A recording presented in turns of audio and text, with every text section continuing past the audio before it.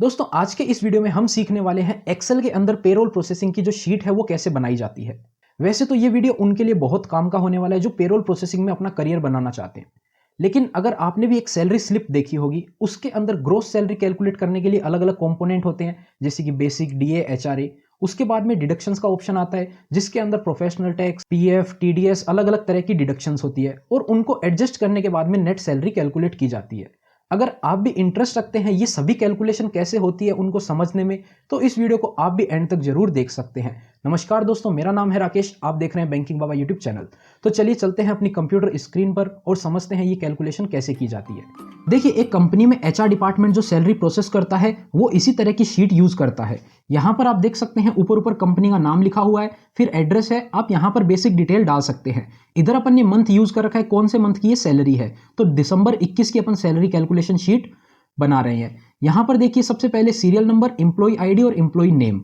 Employ name के साथ अपन ने एम्प्लॉय आईडी इसलिए ले ली है ताकि अगर एम्प्लॉय नेम अगर रिपीट भी होता है तो आप उसको डिफरेंशिएट कर पाएंगे एम्प्लॉय आईडी से। उसके बाद में अगला ऑप्शन आता है ग्रोस सैलरी का। ये देखिए, जिस भी एम्प्लॉय की जो सैलरी डिसाइडेड होती है वो ग्रोस सैलरी आपको यहां पर बता दी जाएगी। उसके बाद में ऑप्शन आता है डीए का।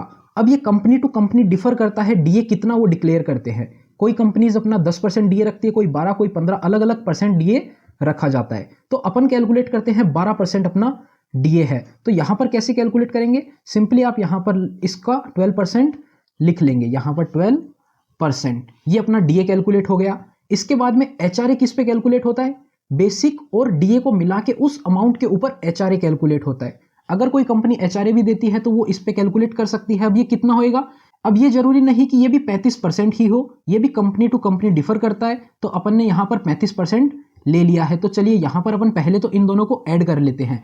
ऐड करने के लिए अपन इसको प्लस इसको, अब इसका अपन निकालेंगे 35%। तो ये 35% निकाल दिया और एचआरए भी अपना कैलकुलेट होकर आ गया। अब ये देखिए नीचे वाले सभी का डीए जो है वो सेम आएगा, तो अपन इसको ड्रैग एंड ड्रॉप कर देते हैं। सेम इसी प्रकार अपन इसको भी कर देते हैं। अदर अलाउंसेस यहां पर एक कॉलम आपके लिए अलग छोड़ दिया है। अगर कोई भी अलाउंसेस जिस भी कंपनी की आप पेरोल शीट बना रहे हैं उसमें है तो आप वो नाम यहां पर डालकर लिख देंगे, नहीं है तो इसको खाली पड़ा रहने दे। ग्रोस सैलरी में सबको ऐड कर देंगे, इन तीनों को, तो इन तीनों के साथ इसको भी ऐड कर देंगे, इन चारों को ऐड करके अपन ग्रोस सैलरी निकाल लेते हैं। ये ग्रोस सैलरी आ गई, अब इसको भी ड्रैग एंड ड्रॉप कर देते हैं। इसके बाद में अटेंडेंस, ये देखिए ये ग्रोस सैलरी जो है ये पूरे महीने की है, यानी कि दिसंबर है तो 31 दिनों की ये सैलरी है। अब एम्प्लॉय को ये पूरी नहीं मिलेगी, एम्प्लॉय को कितनी मिलेगी, जितने दिन वो प्रेजेंट रहा था उस बेसिस पर कैलकुलेट की जाएगी। तो ये देखिए एम्प्लॉय प्रेजेंट था 25 दिन। दोस्तों अगर आप अपना करियर पेरोल फील्ड में बनाना चाहते हैं या फिर आप पहले से ही पेरोल फील्ड में काम करते हैं और अपने करियर में एक्सपर्ट बनना चाहते हैं, तो आपको एलएलए प्रोफेशनल ट्रेनिंग इंस्टीट्यूट के A to Z payroll processing course को जरूर चेकआउट करना चाहिए, क्योंकि इसमें आपको इंडस्ट्री लीडिंग पेरोल कंसल्टेंट के द्वारा कंप्लीट पेरोल प्रोसेसिंग की ट्रेनिंग दी गई है विथ प्रैक्टिकल एग्जांपल्स।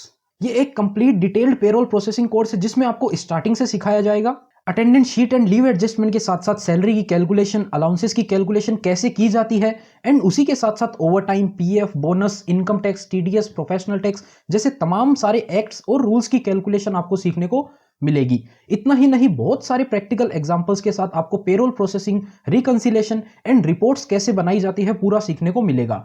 तो देर किस बात की, अगर आपको भी बनना है पेरोल एक्सपर्ट तो एलएलए प्रोफेशनल ट्रेनिंग इंस्टीट्यूट के इस A to Z payroll processing course को चेकआउट जरूर कीजिएगा। लिंक वीडियो की डिस्क्रिप्शन में आपको मिल जाएगा। हमारा कोड आप यूज कर सकते हैं BABA10, जिससे आपको स्पेशल 10% का डिस्काउंट मिल जाएगा। ये आपको अलग अलग डेज अटेंडेंस के मिल जाएंगे, कितने दिन कौन एम्प्लॉय प्रेजेंट था।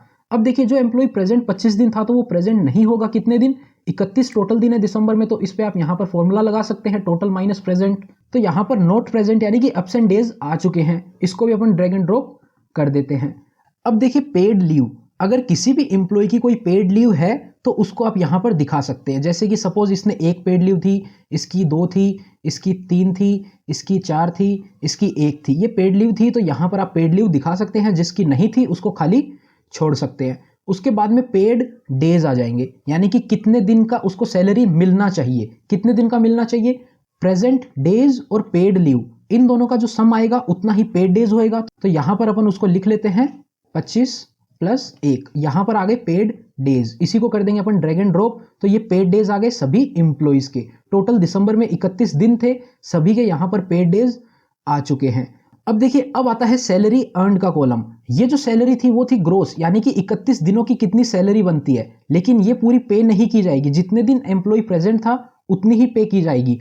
यहां पर देखिए अपन को निकालनी है बेसिक सैलरी, कितने दिनों की, 26 दिनों की निकालनी है, टोटल 31 दिनों की है। तो सिंपल अपन फॉर्मूला लगा देंगे, ये थी 30,000, इसकी अपन को निकालनी है इनटू पेड की और डिवाइड कर देंगे अपन 31 से, तो ये निकल गई इसकी बेसिक सैलरी। सेम इसी प्रकार अपन डीए भी निकाल लेते हैं। डीए टोटल था यहाँ पर, ये रहा 3600 रुपये, इसको अपन मल्टीप्लाई कर देंगे 26 से और डिवाइड कर देंगे अपन टोटल डेज से। अब ये देखिए, ये डेज वाला जो कॉलम है ये 31 है। दिसंबर के टाइम पे आप इसको 31 सेट कर लेंगे, जनवरी आएगा उसमें भी 31 रहेगा, फरवरी में आप ऑटोमेटिक उसके अकॉर्डिंग यहाँ पर मैनुअली चेंज कर लेंगे।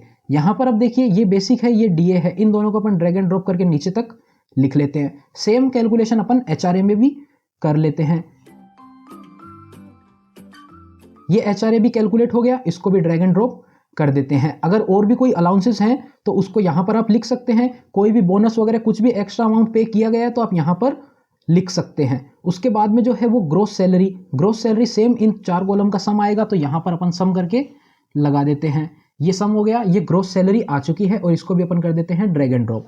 ये आ गई ग्रोस सैलरी कमाई हुई, कितने दिन उसने काम किया उसके बेसिस पर, ये हो गया। इसके बाद में ऑप्शन आता है डिडक्शंस का। देखिए डिडक्शंस में काफी सारे हैं, ईएसआई है, पीएफ है, पीटी है, एडवांसेस कोई दे रखा है और या फिर जो भी एप्लीकेबल टीडीएस है, तो ये सभी अपन बारी बारी से सीखते हैं।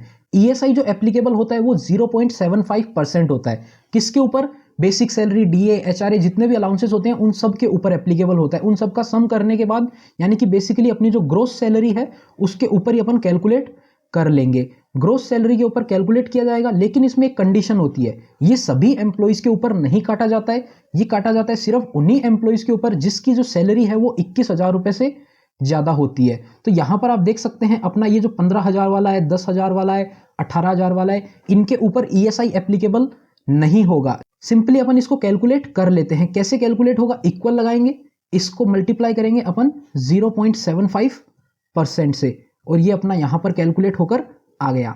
अब इसको अपन पूरे को ड्रैग एंड ड्रॉप कर देते हैं, लेकिन ये सभी के ऊपर एप्लीकेबल नहीं है। तो जैसे ये 18,000 वाला एम्प्लॉय है तो इसका अमाउंट अपन डिलीट कर देते हैं। ये 10,000 वाला है तो इसको भी अपन हटा देते हैं। इसके बाद में ये 15,000 वाला है तो इसको भी अपन हटा देते हैं। इन 3 के ऊपर ईएसआई एप्लीकेबल नहीं होगा और जिसके ऊपर एप्लीकेबल होगा उसका अपन ने अमाउंट कैलकुलेट कर लिया है। उसके बाद आता है PF, provident fund. Provident fund कितना कैलकुलेट होता है, 12% बेसिक और डीए का। यहां पर देखिए टोटल सैलरी का कैलकुलेट नहीं होता है, यहां पर बेसिक और डीए ही कैलकुलेट किया जाएगा। तो पीएफ पे भी एक कंडीशन आती है, जैसे कि कुछ कंपनीज जो है वो पीएफ 1800 रुपए तक मैक्सिमम काटती है। यानी कि आपको समझाते हैं, जैसे कि सपोज बेसिक और डीए, ये रहा बेसिक और ये डीए, अपन इनको कैलकुलेट करते हैं, इक्वल लगाएंगे, फिर अपन इसमें ऐड करेंगे। सबसे पहले ये रहा बेसिक, उसके बाद में प्लस करेंगे, ये रहा डीए। अब इसको कर देंगे अपन ब्रैकेट बंद और इसको कर देंगे मल्टीप्लाई 12% से। ये आ गया अपना पीएफ। अब देखिए कुछ कंपनीज क्या होती है, वो बोलती है हम पीएफ जो है वो मैक्सिमम 1800 रुपए ही कंट्रीब्यूट करेंगे। तो अगर कुछ कंपनीज करती है, ये सबके साथ ऐसा नहीं है, आप जिस कंपनी का काम कर रहे हैं उनका आप कंफर्म कर लीजिएगा और उसके बाद में आप इसको ड्रैग एंड ड्रॉप कर दीजिएगा। अब जिसका कम है उसका तो इतना पूरा रहेगा। जो कंपनीज डिसाइड करती है कि हम 1800 देंगे तो उसमें यहाँ पर आपको 1800 करना पड़ेगा सभी एम्प्लॉइज का, जिसका भी 1800 से ज़्यादा जा रहा है। लेकिन जिसका नहीं जा रहा है उसका आप छोड़ सकते हैं। उसके बाद में प्रोफेशनल टैक्स, ये एप्लीकेबल होता है स्टेट लॉज के अकॉर्डिंग। जिस भी स्टेट का आप काम कर रहे हैं उसमें आप एप्लीकेबल जो प्रोफेशनल टैक्स है वो पता कर लीजिएगा। जैसे कि महाराष्ट्र में जो प्रोफेशनल टैक्स लगता है वो 2500 रुपये साल का लगता है। तो आपको 12 महीने होते हैं, उसमें से हर महीने आपको 200 रुपये जमा करवाने होते हैं। और जो लास्ट मंथ आता है मार्च, उसके अंदर 300 रुपये जमा करवाने होते हैं। यानी कि बाकी सभी मंथ में 200 रुपये आपको पीटी जमा करवाना पड़ता है। तो अपन इसमें पीटी भी 200 रुपये सभी एम्प्लॉइज का डाल देते हैं। अब देखिए अगला कॉलम है एडवांसेस का, यानी किसी भी एम्प्लॉय ने कोई एडवांस अमाउंट ले रखा था, यानी कि किसी मंथ में उसने 10,000 रुपये, सपोज इस पर्सन ने 10,000 रुपये एडवांस ले रखे थे, तो अपन को उसकी सैलरी में से एडजस्ट करना पड़ेगा वो 10,000। और सपोज किसी पर्सन ने लोन ले रखा है, इस पर्सन ने लंबा अमाउंट का कोई लोन ले रखा है और इसका बोला हुआ है कि हर महीने मेरी सैलरी में से 2,000 काट लिया करो, तो यहाँ से उसकी सैलरी में से वो 2,000 भी अपन यहाँ पर एडजस्टमेंट कर देंगे। उसके बाद में ऑप्शन आता है टीडीएस का। जिस भी एम्प्लॉय की सैलरी पे टीडीएस एप्लीकेबल होता है तो उसका आपको टीडीएस काटना है, यहां पर आपको वो टीडीएस शो कर देना है। उसके बाद में जो लास्ट कॉलम है वो है टोटल डिडक्शंस का। यहाँ पर जितनी भी ये डिडक्शंस थी अपनी, उन सब का सम करके इधर लिख देंगे। तो यहाँ पर अपन सम करके डाल देते हैं और ये आ गई टोटल डिडक्शन। इसको भी कर देते हैं अपन ड्रैग एंड ड्रॉप। ये हो गया टोटल डिडक्शन का कॉलम भी कंप्लीट। अब आ जाएगा नेट सैलरी का। नेट सैलरी में क्या आएगा, जो सैलरी अर्न है पूरी सैलरी, इसमें से माइनस कर देंगे टोटल डिडक्शंस, आ जाएगी अपनी नेट सैलरी निकल के। तो चलिए यहां पर कैलकुलेट कर लेते हैं। माइनस ये आ गई इसकी नेट सैलरी और इसको कर देंगे ड्रैग एंड ड्रॉप। तो इसी प्रकार से कैलकुलेट की जाती है इंडिया के अंदर सभी कंपनीज में नेट। और जो एक एम्प्लॉय की सैलरी स्लिप होती है उसके अंदर भी आपको ये सभी डिडक्शंस की सारी डिटेल आपको देखने को मिल जाएगी और इसी प्रकार से नेट सैलरी कैलकुलेट की जाती है। इंडिया में जितनी भी companies manual salary processing excel में करती है तो वो इसी प्रकार से की जाती है। और एक एम्प्लॉय की जो सैलरी स्लिप है उसके अंदर भी ये सभी डिटेल्स देखने को मिल जाएगी। इसी बेसिस पर ये जो एचआर डिपार्टमेंट है, ये जो पेरोल डिपार्टमेंट है, ये सैलरी स्लिप की ये सारी डिटेल भेज देता है फाइनेंस डिपार्टमेंट को और जो फाइनेंस डिपार्टमेंट है वो प्रोसेस कर देता है नेट सैलरी अमाउंट सभी एम्प्लॉइज के अकाउंट में।